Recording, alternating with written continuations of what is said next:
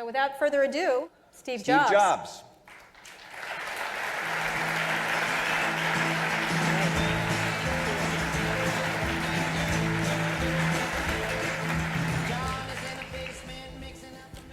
Welcome. Thanks. So it's been a great year for you. Amazing iPods, continued amazing success. But what have you done for us lately, I think? Everyone wants to know. What's the next thing from you? Where do you think iPod's going? And Well, you know, we're working on a bunch of great stuff, but I can't talk about it. okay. That's the problem. And I know it's hard, but it's there used to be a saying at Apple, isn't it funny, a ship that leaks from the top? So. Okay then. I don't get it. Well, let's talk about a few things about the iPod. You now have iPods that start at $99 and go to like $450 or something like that. Uh-huh. And for most of it, it's like in $50 Every $50 increment for most of it, increments. And you've maintained a very strong market share. I think quite a long distance from the introduction of the thing, which is unusual in consumer electronics. But people have got to catch up to you sometime, right? I mean, it's pretty unnatural for a market to be dominated to this extent by one company, and there's like zillions of other companies, and the stuff is getting better and better that they're putting out there. So is this the year it all collapses? Well, it But could be. congratulations. You know, I mean, there are companies that have managed to hold on to pretty good market shares. A colleague of mine in this room runs one of them. And so I don't know that it's inconceivable that we can't, but we're focused on putting out the best products. And the market share for iPods has actually risen over the last year. It's gone up. And we've had unbelievable competitors. So what can I say? We're focused on putting out the best iPods we can. Our competitors are trying to copy us, and some of them are getting a little bit closer, but we've got some pretty great things in the lab. So I think when people see what we're doing, they might be pretty pleased with it. Well, can you give us an idea in areas of video, for example? Something you talked about on stage last Yeah, well, year. let's talk about it. You've said on the stage that Yeah. you didn't think video in a small device like that made sense. You're always fighting. Things that are opposed to each other. So as an example, let's take the PlayStation Portable, right? Great game machine, but it's not such a great music player. And there's many reasons for that, but the biggest reason is it doesn't fit in your pocket, right? So you've got, games want nice big screens, music players want to fit in your pocket. And you have to pick one and optimize for it, and the second thing you do will certainly be suboptimal. Maybe you can do it, but it's suboptimal. All right. And so you can do video on these devices if you want to, but the things that are suboptimal about it are the screen size, so it fits in your pocket, and the battery life, and things like that. And the fundamental problem here is that headphones are a miraculous thing. You put on a pair of headphones, and you get the same experience you get with a great pair of speakers, right? There's no such thing as headphones for video, right? There's not something I can carry with me that I can put on, and it gives me the same experience I get when I'm watching my 50-inch plasma display at home. And until somebody invents that, you're going to have these opposing constraints. Well, they have those huge goggles you can wear. But they're lousy. But you never get a date if you ever wear them, right? So let me ask you about another kind of iteration on iPod, which is wirelessness. Mm-hmm. You, I think 4 or 5 years ago now, you probably remember exactly, came up with this phrase digital hub, the Macintosh, or we could expand it. You didn't, but I might expand it to say the PC in general, the personal computer in general, is the hub. Everything kind of goes through it. Everything plugs into it. Why? Why with the internet out there and available wirelessly, shouldn't I be able to have an iPod-type device that avoids the need to go through a PC or a Mac? Well, those are two questions. Number one is should we integrate wireless networking into an iPod someday? And yeah, maybe that makes sense. Again, you got constraints. Wireless networking, like 802.11, takes a lot of battery life, or takes a lot of power. So you have battery life, you want your player to last as long as possible, and you've got wireless networking, which takes a lot of power. But that's not the heart of the issue. The heart of the issue is that when you're in a music store and you want to browse music and stuff, it's really nice to have a screen that's bigger than that, so you can see a bunch of things at once, right? It's the same issue you're talking about with the video. Yeah, It's same not- issue. You want a nice big screen so you can see lots of music, you can pick out what you want, versus a tiny little screen. And again, you want the screen as small as you can so you can put it in your pocket. So actually discovering and buying music on a computer and downloading it to the iPod, in our opinion, is one of the geniuses of the iPod. And you can look at changing that, and maybe that will happen over time. But I think the experience you'll get on a device with a small screen, optimized for putting in your pocket, is going to be far less satisfactory than on a personal computer. You may still want to do that occasionally, but I don't think it's going to ever mean you can not have some other device that is your primary device for buying and What would solve cataloging your that? music. What would solve that? Or is it not to be rollable solved? screens, foldable screens, goggles you could put on, I don't know. But it's not on the horizon. If that's true, what is it you're doing with Motorola to put the iTunes Store on a phone, which is, after all, a small device with a small screen? And is that a suboptimal thing, or No, what is it you're doing? what we're doing with Motorola is basically putting an iTunes player on some of their phones. A player, not a store interface. A player. And so, well, initially, what we're going to do is you can just transfer music from your iTunes on your PC or your Mac to the phone. It's not a bad idea.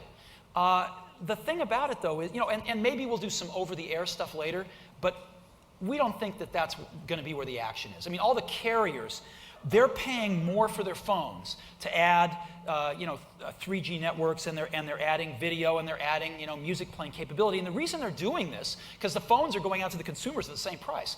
The reason they're doing this is to raise their ARPU, or average price per user. Right. And the problem is the ARPU's not going up. It's not going up. People are not, no, they make money, as an example, with putting cameras in their phones, right? That cost them money. They make money when people ship around the photos. Right. But they're not sending the photos around. Now, whether that's because up until recently you couldn't send them cross-carrier, or because the user interface is so crazy nobody can figure out how to do it, I don't know why. But it's not happening, so they're not seeing their ARPU go up. And it's going to be the same way on music. They're going to pay more to get these phones with this capability, and they're going to try to sell music at $2 and $3 a song to the phone. Well, it's going to be a lousy buying experience, and the music is going to cost 2 to 3 times as much as if you buy it on your computer. And it's hard to see that their customers are that stupid. Well, wait a minute. The customers are now paying $2.99 and even more in some cases for 30-second ringtones. That's You give correct. away, And that's you give away, because- and Microsoft gives away, and other people, Yahoo, 30-second previews for free. Yeah. They're charging $2.99 for that. And that's because the phone manufacturers have pretty much put their phones in walled gardens, so you can't put ringtones on their phones. Is it the manufacturers, or is it the carriers? It's the carriers, Yeah. excuse me, the carriers. Well, the carriers forcing the manufacturers. Right. So you've got to buy them that way. But again, and I don't think consumers have other options to carry around their music, not on their phone. Well, then what about an iPod phone? Which I desperately want, please. Thank you very Right. much. It's a hard problem. Because All right, but wait a minute. I know it's a hard problem. you're a But smart guy. there's some reason. There are some people who say, for whatever reason, maybe just curiosity, you have a little work in designing a phone going on at Apple. The various rumor sites have said that. We're doing everything if you read those things. I know. Nuclear submarines, right? But the phone. Yeah. The problem with the phone is that, as you know, Apple's greatest successes have not been in the Fortune 500. Right. And part of that is because we're not very good going through orifices to get to the end users, right? And so Thanks for that. So there wait. are 500 men and women in the Fortune 500, CIOs, that you have to go through. Right. And we've never been real good at that. So if you look at it and say Apple's DNA is not great at going through these orifices to get to the end users, then it's even worse, This is as really you can good imagine, image. Please use that word again. in cell phones, because you've got like 5 of them or 4 of them Four in the U.S. now, yeah. So if we can't succeed with 500 of them, how are we going to succeed with 4? And it's even worse because the carriers now have gained the upper hand in terms of the power of the relationship with the handset manufacturers. And they're starting to tell the handset manufacturers what to build. Yeah. And if Nokia and Motorola don't listen to them, well, Samsung and LG will. So the handset manufacturers are really getting these big, thick books from the carriers telling them, here's what your phone's going to be. And that's And- not the way you work, right? Well, we're not good at that. Okay, so why not form an MVNO?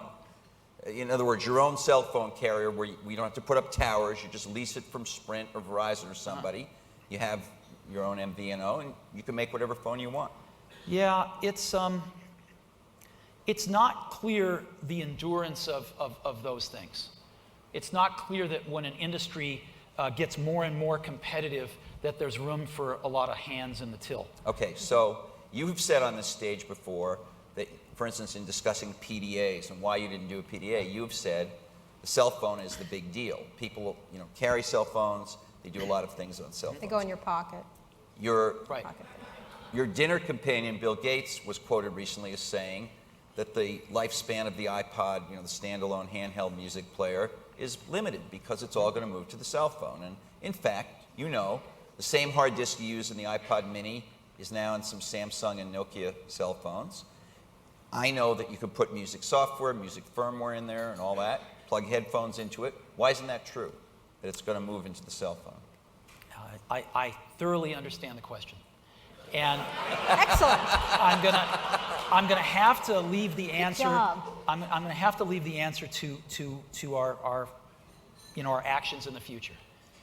Uh-huh. Yeah. All right. Does that have to do with that ship thing? That's Yeah. the ship thing. All you So- bloggers heard that, right? Now, Okay. in that same area of selling music, Yahoo just announced this new $60 They did. subscription service. You don't do the subscription service, but you haven't ruled it out, correct? I mean, Right. No, we're not religious about this. We'd be happy to offer a subscription service if when we go out and we ask customers, is this what you want? Very few of them tell us that's what they want. Mm-hmm. So there's three ways to look at subscriptions. One is not enough people want them. Two is enough people want them. Or three is enough people want to at least augment their purchase experience with a discovery experience that you can use a subscription service for. The problem is that the subscription services, Yahoo notwithstanding, are not going to be so cheap. Now, Yahoo went out at $5 a month if you pay for a year. And that's, let's just say substantially below their costs. And part of the reason they did that was because they're probably not going to have any customers for a little while. So they can go out and make a big splash with that, but they will raise their prices as they get customers. And the music companies, we talk to them, as you can imagine, quite Right. a bit. They love the idea of subscriptions because they want to jack up the price every year. Yes. They look at subscriptions like the cable industry. Remember when cable was, cost X amount, now it costs 7X amount. So they want to just keep raising prices. And right now, not that many customers want to rent their music because they're afraid that when they stop paying, and their music will go away, and of course they're right. And they don't really know how much the rent is going to cost 3-4 years down the road. So, if somebody could come out and say, look, it's $5 a month and it's going to be $5 a month for the next 10 years, then that might be more compelling. So if you could get a deal with the record labels that would give you some price stability confidence, And would if you we be- went out and asked our customers and they said, sure, this is something we'd love to have, then I don't think you and your company are known for basically reacting to customer surveys. yeah. Well, I mean, really, Steve, my sense of it is you sort of do things and then you build markets around them and, well, it is true that we're not driven by that, but it's not true. It's not true that we don't go out and ask our customers to help course correct. And we do. We're out talking to iTunes customers constantly. And we're out talking to non-iTunes customers constantly. So we're going to keep our eye on this Yahoo thing. And, we got a little betting pool going around the company about how many months it is before they start raising their prices. And we'll see what that's like. and where's that now? Well, it's all over the map. Yeah.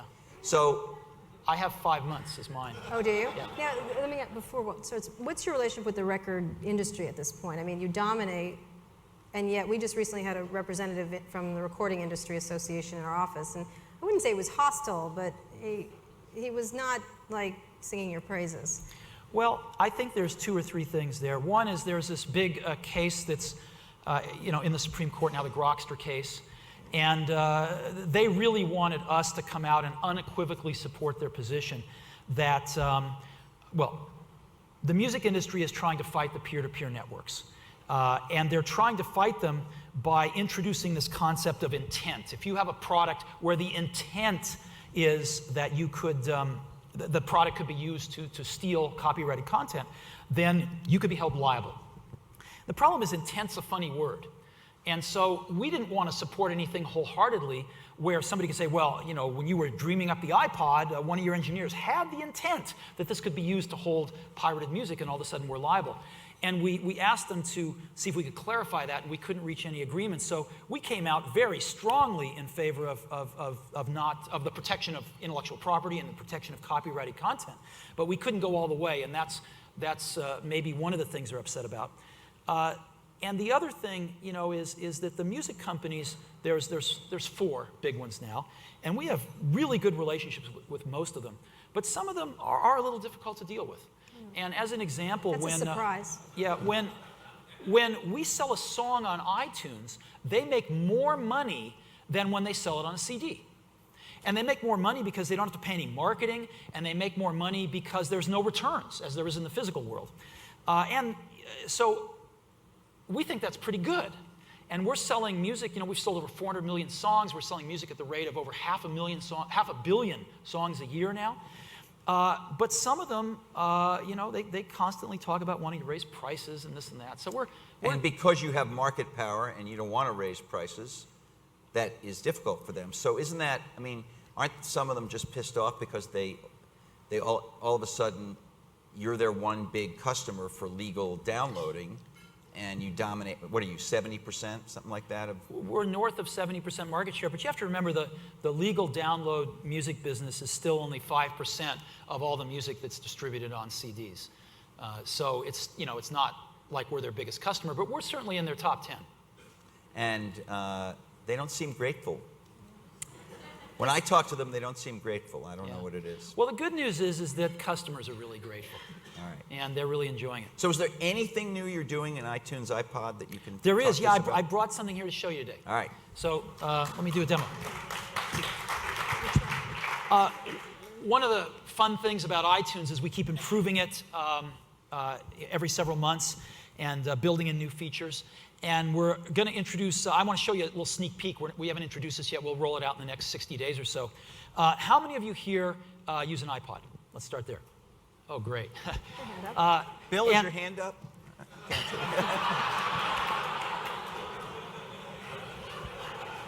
That's okay. How many of you know what podcast, how many of you heard of podcasting? Great. How many of you actually know what it is? Okay. How many of you have listened to a podcast? And how many of you have actually subscribed to a podcast? Okay, great. So let me start at the beginning and tell you what this is all about. Podcasting is a word that's concatenation of iPod and broadcasting, right? Put together podcasting. And what podcasting is, it's started off as Wayne's World for radio. Think of it that way, right? Where you've got anybody could make a radio show and put it on the internet and broadcast it out there and anybody else could listen to it. And then what you could do is, because people like to put out multiple episodes of their radio show, you could subscribe to a radio show, and every time it's updated, you'll get the update right on your computer, and it'll go into your iPod when you sync your iPod, right? Pretty cool. Or competing music player, not just an iPod. The few of them out there. Yeah. Okay. And so then what's happened since is that it's not just the Wayne's World of radio, but real radio is jumping onto this. It's getting very, very exciting. Let me read you some stats. I have a little thing over here with some little factoids on it. And so, first of all, there was a Pew survey done last month. 29% of US iPod users had listened to a podcast. Not necessarily subscribed to one, but listened to one. Now, the reason they hadn't subscribed to one was because you have to get a third-party app and download it on top of iTunes, and that does the subscription stuff, and it's kind of a pain. But there's millions of people that have done this. And there's over 8,000 podcasts today. It's kind of interesting. There's no FCC regulation because you're not using Spectrum. You're using the internet, so that makes it very simple. It's worldwide. You can put your radio show out there, and anyone in the world can listen to this. And if you Google podcast, 6.2 million entries in Google on podcasting, which is kind of fun. So again, it's sort of like TiVo for radio for your iPod. And you just subscribe to these things. Great. So let me show you what it's like. This is the next release of iTunes called release 4.9, and I'm just going to run it right now. And what we can do is we go to the music store, and we can, this is not a live music, this is not the music store that's live for everybody else, it's a little private one for us here. And there's a little thing called podcasts right here, you click that, and we've got a page full of podcasts right here. And so, some of these are real podcasts, others like the Walt one we just made up. So here's one as an example, KCRW, this is a public radio station, you just click on it, and here there are 3 latest shows, and you can just listen to one, or you can subscribe to one. You just push the button, they're all free, and we've just subscribed to this podcast, and we go up here to the podcasts, and here's, the latest one. This podcast of The Treatment is a production of KCRW Santa Monica at 89.9 FM and webcasting at kcrw.com. From KCRW in Santa Monica, this is The Treatment. So anyway, let me just play a little more for it. And these are just really cool radio shows coming off of very professional radio broadcasts. We've got Clear Channel, Infinity, Sirius, NPR are all doing podcasts now, BBC. And these are all free? These are all free. Newsweek is doing podcasts. Business Week is doing them. Forbes is doing them. Washington Post, Denver Post, Seattle Post are doing podcasts. Philadelphia Daily News, San Francisco Chronicle. Disney, when they wanted to get the word out on their 50th anniversary, did a podcast. It's pretty amazing. And you have this subscribe, unsubscribe. That's correct. Buttons. Could they? I presume they could be used if you were to eventually get into selling paid audio stuff. Or well, you could try to sell podcasts, but the whole phenomenon is so great it's free. Okay. And I think what we're going to see is an advertising-supported model emerge, just like free radio. Here's another. Adam Curry is one of the guys that invented podcasting, and he has a podcast called The Daily Source. Let me go ahead and subscribe to that. And we can go listen to his latest one. Just click on it. Your daily source code, show number 180. Something remarkable is happening here. Radio is springing free of the regulated gatekeepers who've managed what you can hear since radio was invented. It's jumping into the hands of anyone at all with something or nothing to say. With $16 million worth of airplane strapped to my ass, and the next generation radio content in my ears. We don't need no stinking transmitter. I like to think I'm flying into the future. Podcasting. It's Adam Curry. That's right, it's show number 180, and it's Friday, everybody. Thank God. I've actually had to restart the show 3 times. My Mac has been acting up like a motherfucker. I don't know what's going on. I think it's something to do with the file system. Okay. Now, how do you control, say, dirty stuff? I mean, we're going to have an explicit flag on these like we do the music, so you can know if it's explicit. So I can find it easier. Yeah. Right. Yeah. Okay, good. Thanks. We're going to start one here on New Music Weekly that we've got. And let me just show you one of the features. So let me go ahead and subscribe to this and go back here, and we can just play, new. By the way, if you want to get an old one, you can just go download an old one if you want, but usually it's just the latest one you're getting. And we've got artwork on these things too, down here. And we can scrub through, and you can actually, the artwork can change as you're going through these things. You even have chapters, that you can go through and, And you can even click on the artwork and actually go to the music store where a part of a song might be playing if you want to buy it, et cetera, et cetera. Right? You produced that yourselves. What's that? This one we produced ourselves, yeah. Are you going to produce a lot more, or just No, rely? no. The community out there is phenomenal. Here's one we did for Walt. That's fun. We just got Walt to record his column yesterday, and again, I have a feeling This is exciting stuff, I have to tell you. Well, I bet you'll be podcasting your column in the not-too-distant future. I need more work, yeah. This is Walt Mossberg, and this is Personal Technology from the Wall Street Journal. Personal Technology for May 5th, 2005.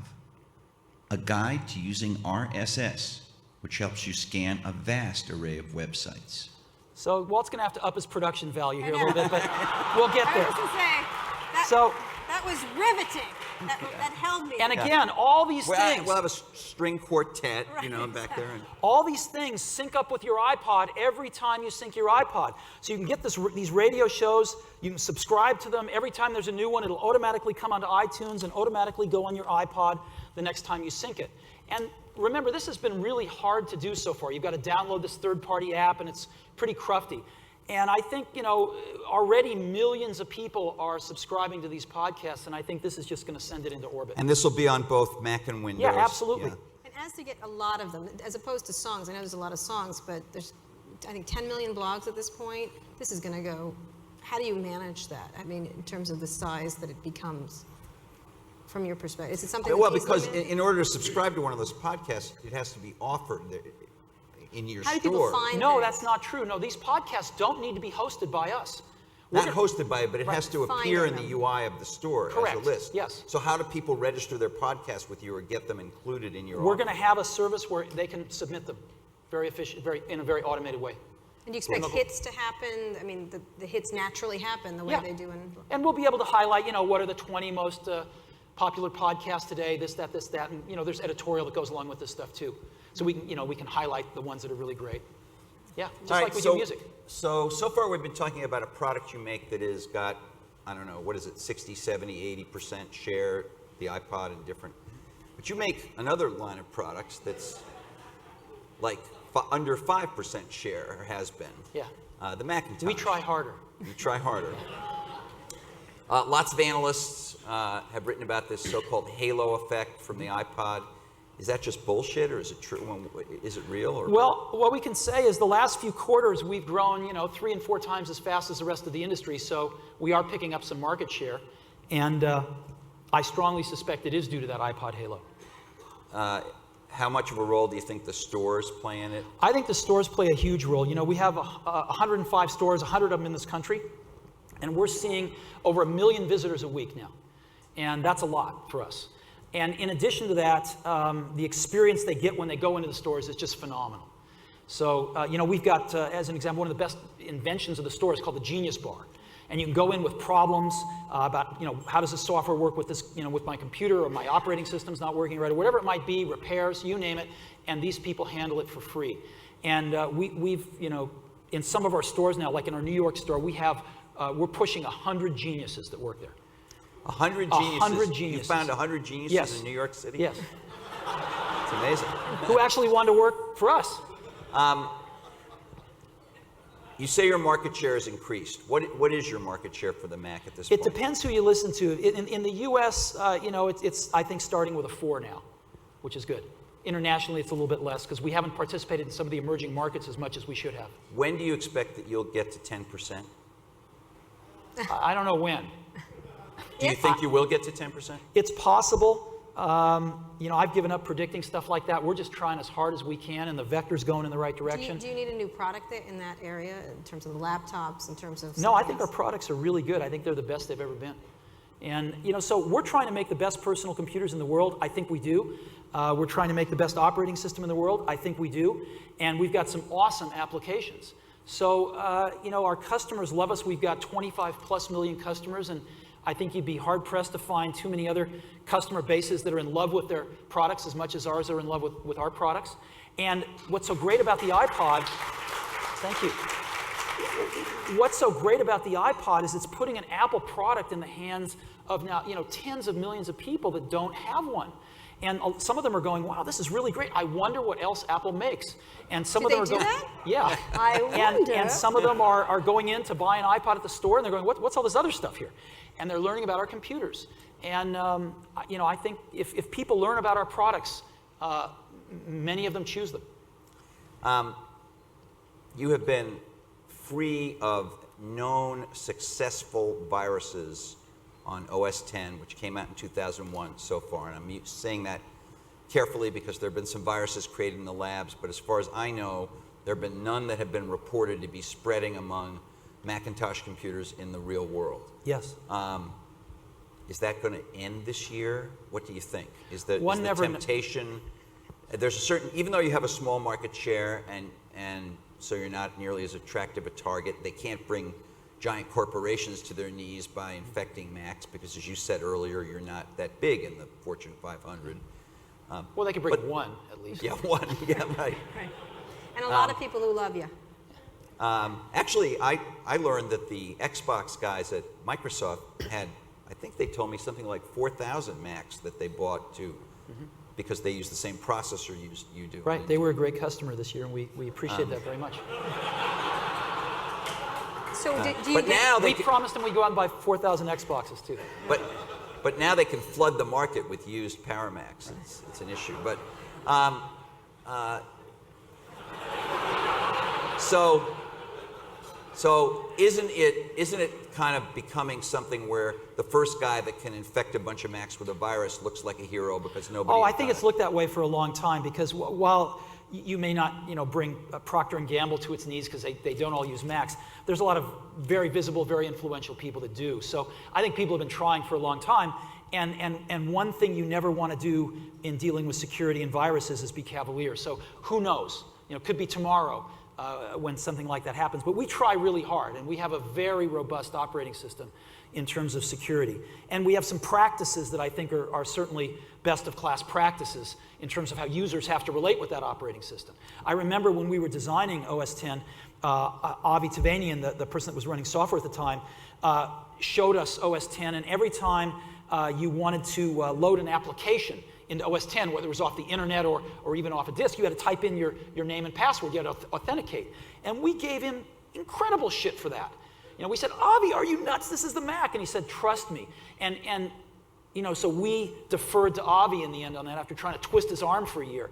And boy, was he ahead of his time. Just that simple thing. And there's like 100 things like that in OS X where you can't load an app off the internet without authenticating before it runs.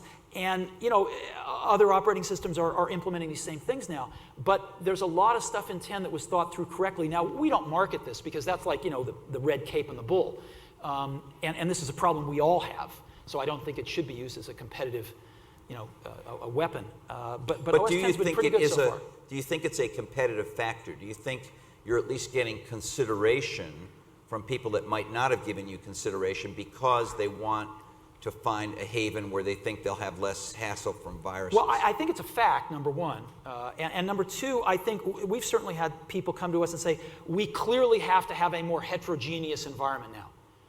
With a homogeneous environment, we are just too vulnerable. We have to have a heterogeneous environment. But you don't see yourself moving into the corporate space. You said the Fortune 500 was not where you dealt. It's not where we proactively go out and push. But when people want to buy our computers, we hardly ever say no. Really? Good.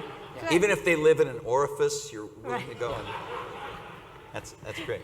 How's Tiger doing? Tiger came out, 3-4 weeks ago? Tiger is doing phenomenally well. Tiger, if you don't know, is the latest release of macOS X. It's the 5th major release of macOS X since we released it about 5 years ago.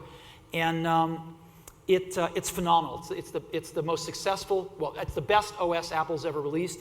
It is the most successful OS release we've ever had, both in terms of critical acclaim, reviews, as well as sales.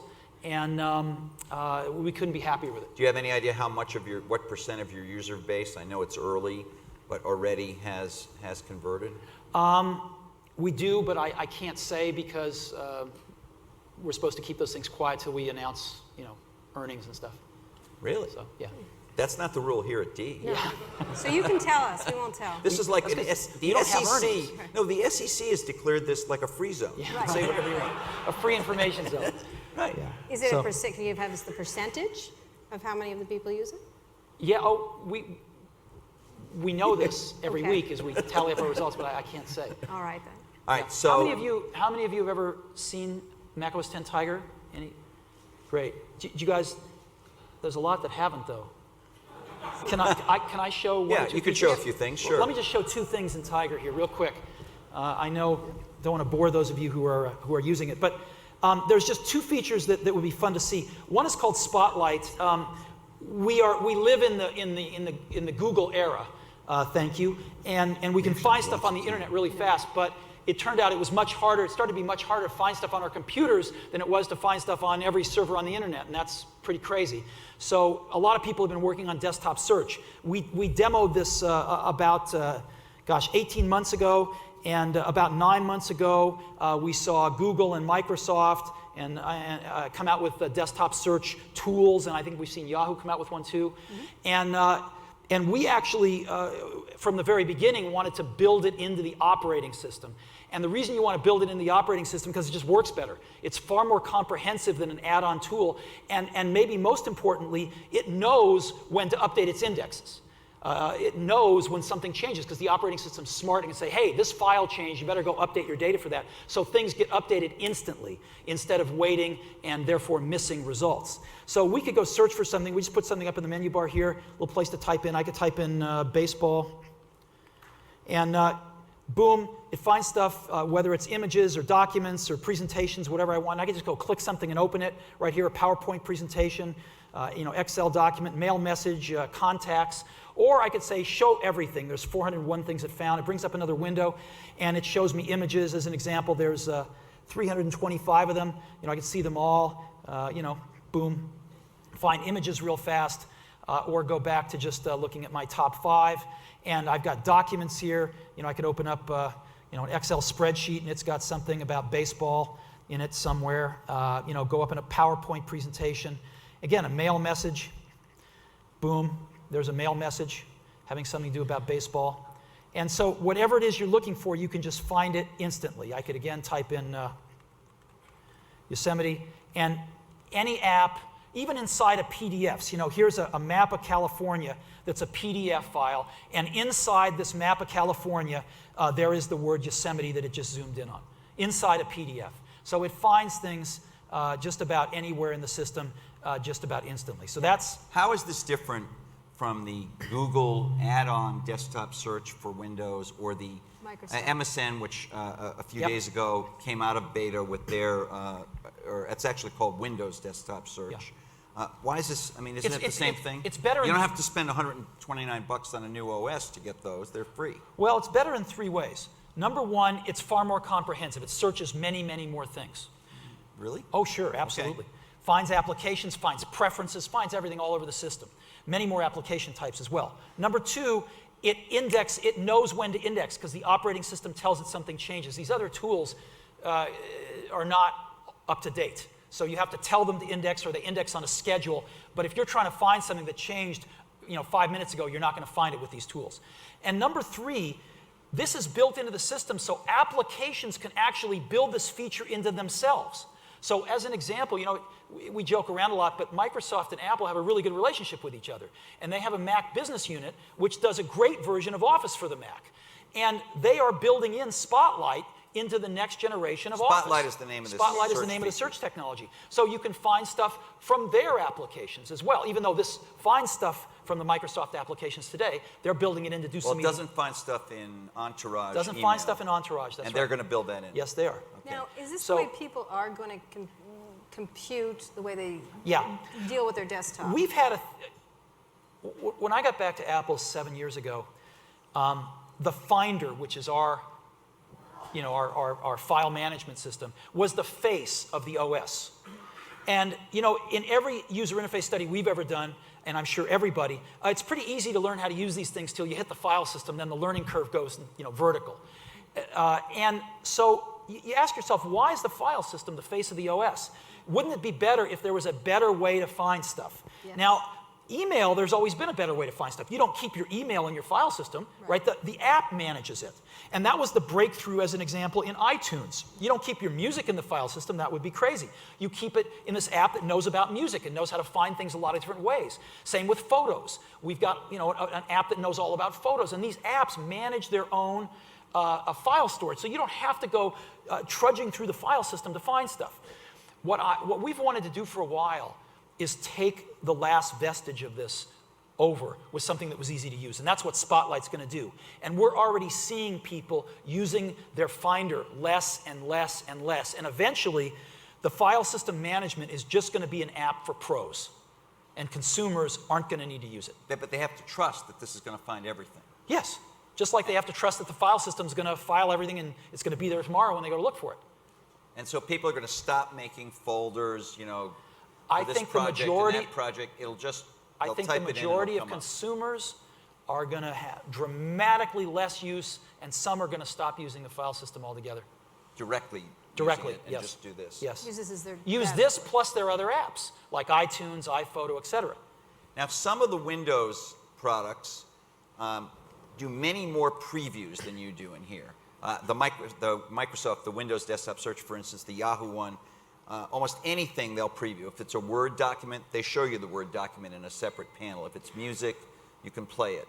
You have photos, but you don't have many other previews in here. Why is that philosophically? Why didn't you do that? What you find if you go talk to people is most people find everything other than photos by their names, by their file types and their names, which we have both of. And we could put those other things in there. It's just that it takes up space, and most people would rather see more stuff. Okay. We tried it that way, and actually people. I mean, you far could preferred make it this another way. panel here where I could quickly look at this Word thing. Maybe I don't have to open Word. I just want to see what's in the. You know, You mean I'm the trying- document? Yeah. You mean actually see a little thumbnail of the document? More than a thumbnail. Uh-huh. They really do a preview. It's Right. maybe not a full screen, but Yeah. it's it's readable. Well, maybe that's something we should go look at. Okay. All right. You have another Tiger Yep. feature you want to show? I wanted to show you one other feature, which is dashboard. Matter of fact, let me just get this back up so we have something there.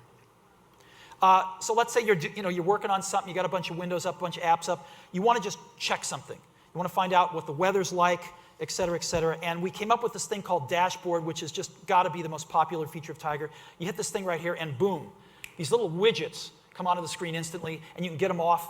Boom, instantly go back to what you were doing. So, boom, we got San Diego time. We got New York time. You can set up as many clocks as you want just by going back here. And we want to set one up for, Europe. And let's say we want to set one up for Paris right here. Yeah, it's getting to that age. Yeah. And same with weather. We got San Diego weather. We can have as much weather as we want. You can have stock widgets here, looking at stock pricing. I don't know if we're on the internet here or not. We got flight tracker. I could say, here's a JetBlue flight going across the country. We can program any flight we want and just track the flights. So different things you can do, calculators, et cetera, and all this stuff just disappears instantly and comes back. Here we made I'll come back to that a little bit later. We got some third-party widgets as well, that we can have. Here's one, I've got one up here, which is a countdown widget that'll count down the number of days to a specific event that you just put in. We've got an Amazon widget here where you can just look stuff up on Amazon by typing it in, and it'll go immediately to Amazon, which is kind of fun. Got a CNN widget here, and here's the top stories on CNN, which again, you can go immediately and read them all if you want to. Here's a sports scoreboard one, that just gives you sports scores and cycles through those. And we made one here called the Walt widget, which just points to your columns, and just click on it and it goes to your column right here. And it's Very pretty cool. nice. And it just all works together with everything else in Tiger. Can I license that? Yeah. Like back from you? Here's another feature of Tiger that's fun, it's just the text to Tomorrow, speech. Apple Computer will introduce a new edition of the operating system for its Macintosh computers that finally solves the missing file problem and introduces other features as well, including a new. That sounds better than Walt. Yeah. Yep. So anyway, She's hired. Yeah. that's dashboard. Thanks. Yep.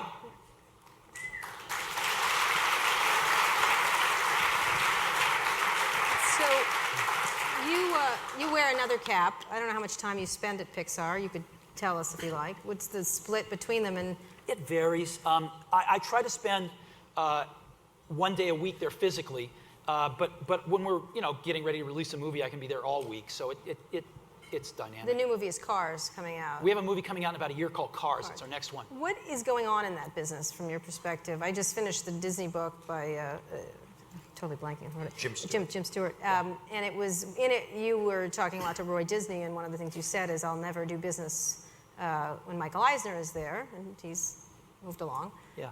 Well, what's going on in that business is the same as going on in that business for a long time, which is people are trying to make really good movies. And it's a really different business than the computer business. In the computer business, if somebody buys a Dell, they're probably not going to buy a Mac. If somebody buys a Mac, they're probably not going to buy a Dell. So there's a winner and a loser. But in the movie business, it's not that way. If there's 3 lousy movies out, you're probably not going to go see any of them. If there's 3 good movies out, you might go see all of them. And so, you could ask yourself, we had a little while back where Shrek came out in the spring, and I think it was Monsters, Inc. came out in the fall. And you could, Shrek was a big hit. If Shrek had failed, would that have helped Monsters? I don't think so. If Shrek succeeded, did that hurt Monsters? I don't think so. Matter of fact, it might have helped Monsters because it gets people seeing animation. So it's not a zero-sum game like the computer business. As long as you have different release windows, it's fine. And so we're really competing about whether we can make a movie that a lot of people want to go see, hopefully a few times, and then buy the DVD. And so it's a very different business. What's one of the issues, we don't have topics at D, but this year one has certainly emerged about disaggregation of media. I think Hollywood is obviously concerned in the music business, it's moving to the video business, newspapers are very concerned. Well, we see that with iPodcasting, the disaggregation of radio. Right, exactly. In every area. And so the idea is, and I don't know if you, we actually, I think, I hope he's in the room. Chris Anderson, the editor of Wired, wrote a piece called The Long Tail, and I think he's working on a book about it. And it's very interesting. It goes to this idea of, do we still have our mass market? And, you know, we've been focused very much in the kind of physical world on these hits, big hits. Hollywood's certainly been part of that. But there's really, in the virtual world, money to be made all the way down that long tail of things that don't command as many sales as the hits, but cumulatively. Well, Hollywood has been focused on that tail as well. I mean, the DVD revolution, Hollywood's put out the library on DVDs, and it's printing money. So it's not just the hits. There is a long tail in Hollywood of content that's been released on DVDs that was made many years ago. But your studio, yes, you've been in the big hits business, right? I mean, that's a good thing, obviously. Well, what would happen? We've worked really hard, and we've been really lucky, and we've had 6 big hits. And what happens if you have, you know, I don't wish this on you, but what happens if you have 2 flops or 2 things that are just sort of mediocre at the box office? Well, you know, I think someday I'm sure we'll have a movie that doesn't perform as well as we'd like. You know, our stock will go down. We'll take our cash, buy our stock back. I don't know. Well, what does it take to get a hit? I mean, I think what Walt's getting at is that, you know, if one small, say, Indian movie hits everyone who wants to see it, which the internet can help you do that. Well, you know, the way that you make animated movies is really different than live action movies, as you may know. In a live action movie, the director goes out and shoots lots of film, typically between 10 and 100 times more footage than will end up on the screen. And then they take it all into the editing room and they build their movie in the editing room. And that's why, you know, sometimes you see a movie and you go, that stunk. Didn't they know it? Well, the answer is yes, they did, but they knew it too late. They knew it in the editing room and they go, oh, Jesus. And by the time they knew it, the actors were gone, the sets were down, they ran out of money, and they had what they had and they made the best movie they could. Well, or not. Or not, yeah. So in animation, it is so expensive that you cannot afford to animate more than a few % more than is going to end up on the screen. You could never afford to animate 10 times more than is going to end up on the screen. So how do you do it? Well, Walt Disney himself solved this problem decades ago. And the way he solved it was he said, we have to edit our film before we make it, not after. Well, how do you edit a film before you make it? Well, you get your story team together and you do storyboards. You do these little pictures for every key scene. But that wasn't enough. Then what he did was he actually photographed them on film. He filmed each picture, of which there are, you know, thousands. And then he got he got scratch voices, people around the studio to do the voices, and he'd even put in some scratch music. And then he could watch his movie. And we still do that today. We use video, we were more sophisticated at it, but basically we build our movie before we make it out of these story sketches, and we video them and we put scratch music and scratch voices so we can watch our movie. And invariably what you think is going to work crashes and burns when you see it in the reels. And you iterate on these reels thousands of times, and only when it works in the reels do you then go animate it and actually produce it. And so, you know, in Hollywood, one of the most popular sayings is, you know, the story is king. But it turns out it really isn't.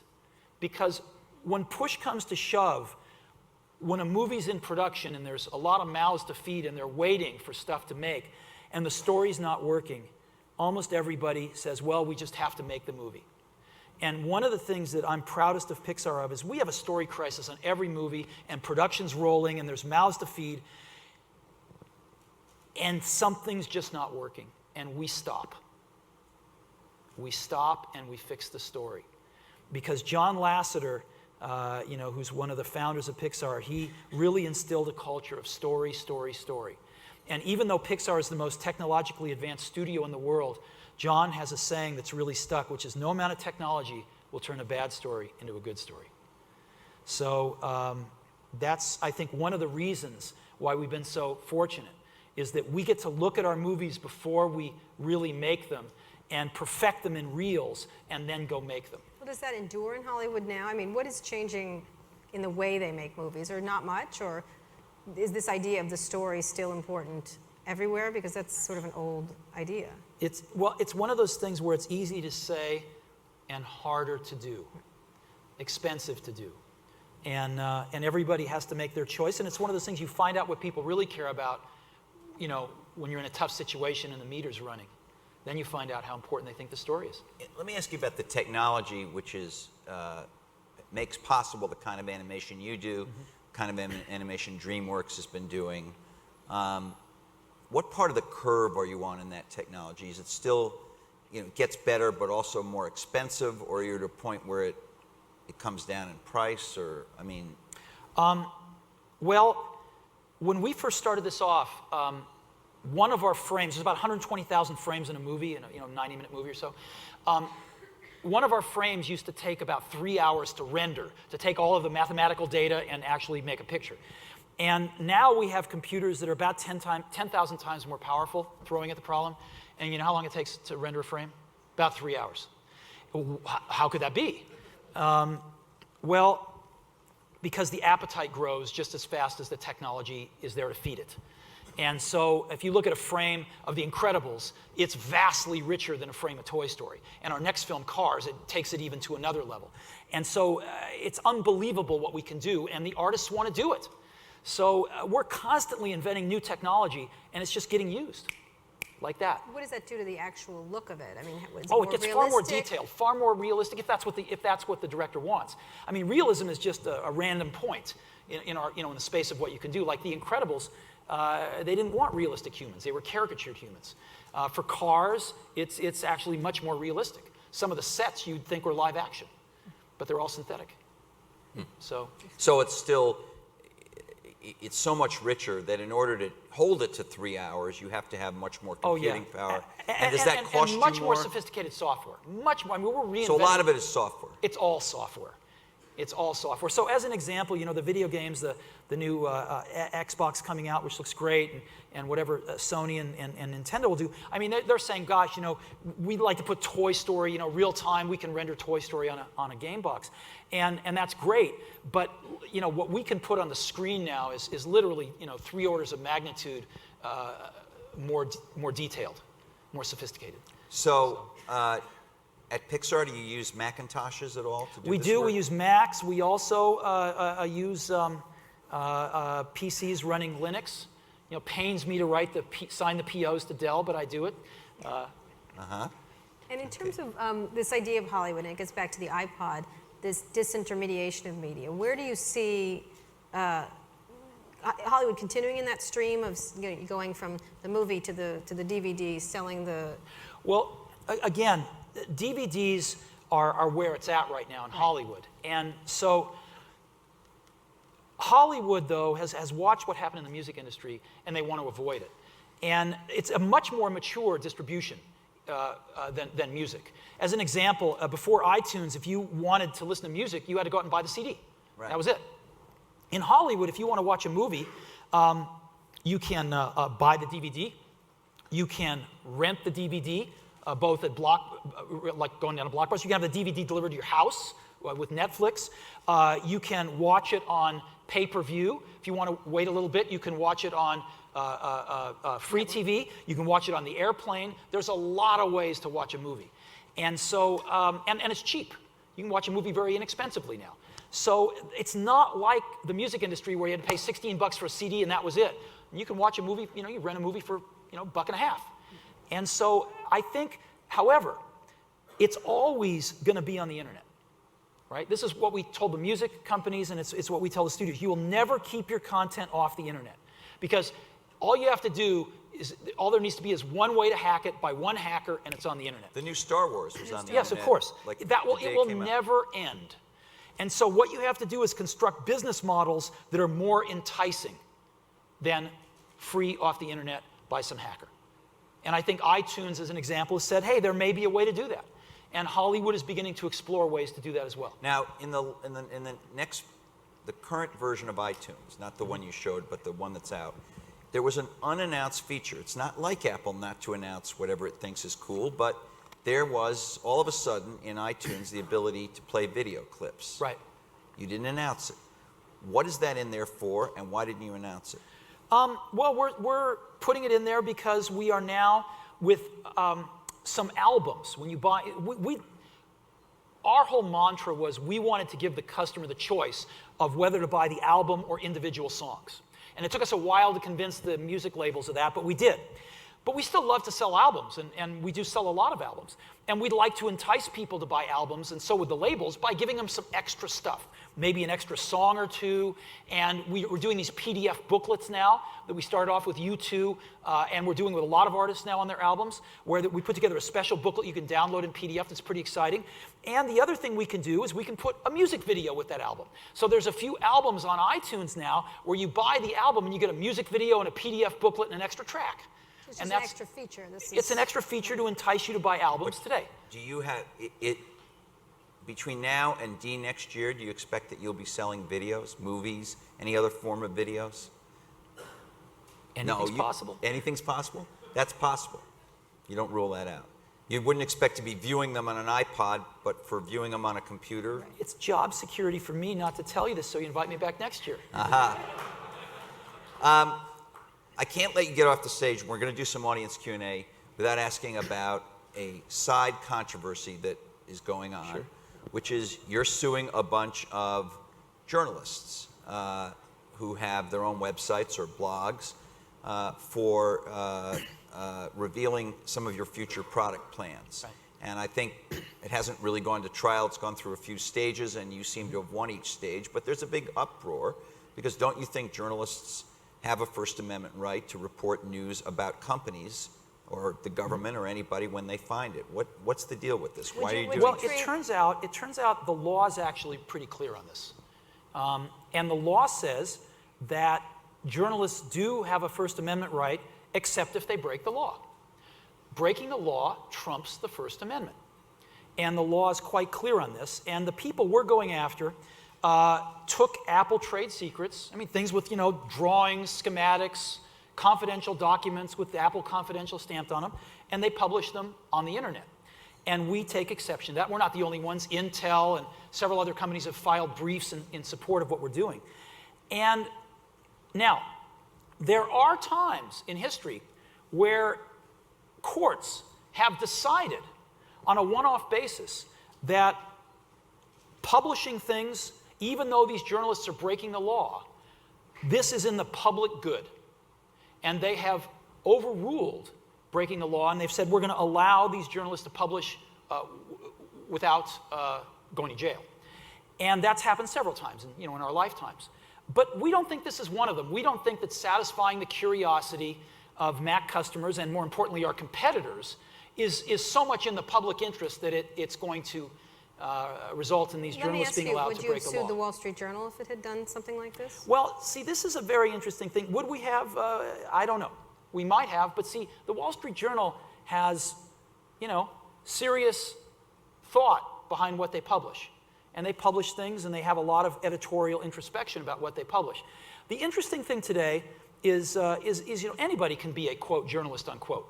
So as an example, if I come to work at your company, and I 3 days later publish all your secrets on the internet. Like the plans for my podcast. Yeah, exactly. Right? Plans for your podcast. Or, wall widget. My actually, widget. Now they know. You said there were some things here that you would rather not have people put in their blogs. Let's say that stuff ends up out, somewhere, but all your secrets, you have some intellectual property that's out on the internet, you might get upset about that. Right. So there needs to be, in this area where anyone can be a journalist, in this area where anybody can publish anything without much editorial supervision, we are in a gray area now to define some of that stuff. And we're trying to help in our own small way, and the courts will adjudicate this. Well, except that you could be making some very bad precedent. Well, we worry about look that. Look at Enron. What if Enron, it was right for the people from Enron to release these documents and secrets and everything else. And so here you are making, if you win, precedent. It's very dangerous. Well, it turns out the precedent's already there. The law is already there. And, but to be very honest, I worry about that in today's political environment. I think this case could go to the Supreme Court. Okay. Well, thank you very much. We're going to have maybe 10 minutes of audience Q&A. There are some mics in the aisles between the tables. There's one right here. There's one right here. Maybe we could bring the mics up. There's one right here. I don't know where the other one is. Questions for Steve Jobs? No one wants to ask a question? Oh, way back there. Okay. Go ahead. Steve, What do you see as the pros and cons of porting OS 10 to other platforms? Other platforms, meaning like Xbox? Xbox, hardware? What do I see are the pros and cons? Again, we think that the people that are choosing to buy OS 10, I'm actually not, you mean like PCs? Or? Yeah, PCs, Intel, other hardware. I see. Well, we think we make the best hardware in the world. So generally, the Mac OS 10 customer wants really good hardware, and we supply that. We've, it's been suggested to us that we sell OS 10 as software, but we're just really sticking with our program right now of selling a complete solution for a customer. Thank you. Thank you. Straight here. Wait, over there. Hi. I have a question about recycling. Dell and HP both have aggressive recycling programs. Yep. When will we see that from Apple? We have a pretty aggressive recycling program now. We take back a lot of stuff. I forget how many tons it was last year. We also take back iPods in all of our stores and have battery exchanges, stuff like that. So there was one environmental group that approached us and wanted us to fund a lot of their initiatives, and we had a slightly different way of going about it, so they protested at our annual meeting. But our environmental record's actually really good, and we're really proud of it. Yes, sir. Hi, I've been an avid Mac user myself for quite a while, but for the first time ever, I find myself lusting after sub-notebooks from, say, Sony, Toshiba, the X40 IBM. Why is there no sub-notebook from Apple? Why is even the smallest, most portable one much more bulky than these competitors' offers? Right. I lust like that myself. Yeah, I must admit. I understand. The sub-notebook market are notebooks that don't have optical drives in them, and they're generally for executives that take them to do email and stuff on trips. And they represent about 15% of the notebook market. And we have had our hands full making the other portables that constitute 85% of the market. But we're doing pretty well now, and maybe we should take another look at that. Please do. I know several, actually, quite a lot of people who might be switching actually to the Mac if you made something like that available. So. Well, I like that. Yeah, I thought so. Over here. Yeah, Jean-Baptiste Su with La Tribune in Paris. There was another controversy, side controversy, and it's about a book. So, Steve, what in Icon didn't you like to react that way? Actually, I haven't even seen it, but that was unfortunate because the publisher, Wiley, I believe, they make some great how-to books for the Mac and stuff like that. And this book, our folks and their folks, we had a really bad experience with them on this book, and the way they treated us wasn't so good. And so we decided not to carry their book in our 100 Apple stores. And there's a lot of other places that are going to sell their books, so thousands of other outlets, so I doubt if they'll be very affected by it. But we just decided we didn't want to do business with them because we didn't like the way we were being treated. Didn't you think it might boost the publicity and the sales? Oh, yeah, that wasn't what it was about. It probably did. It's fine. People should publish what they want to publish, and people should read what they want to read. We're not trying to tell anybody what to write or what to read. We just won't sell it. We just, in our 100 little stores, we just decided not to do business with Wiley anymore. Now they're little stores. Before they were big stores. Yeah.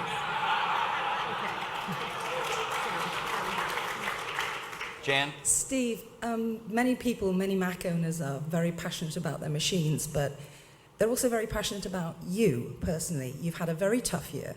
You've had a tough year personally and health-wise. How are you? Oh, thank you for asking. Well, I'm vertical. It's, yeah,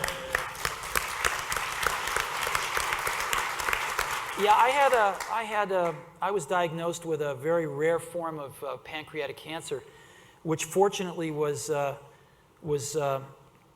curable with surgery, and I was very, very lucky. And I got a very great lesson in the recuperative ability of the human body, which is way beyond anything I thought.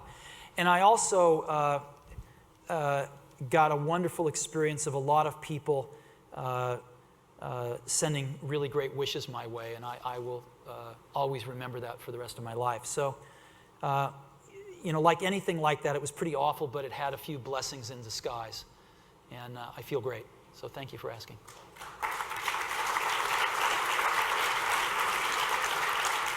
Right here.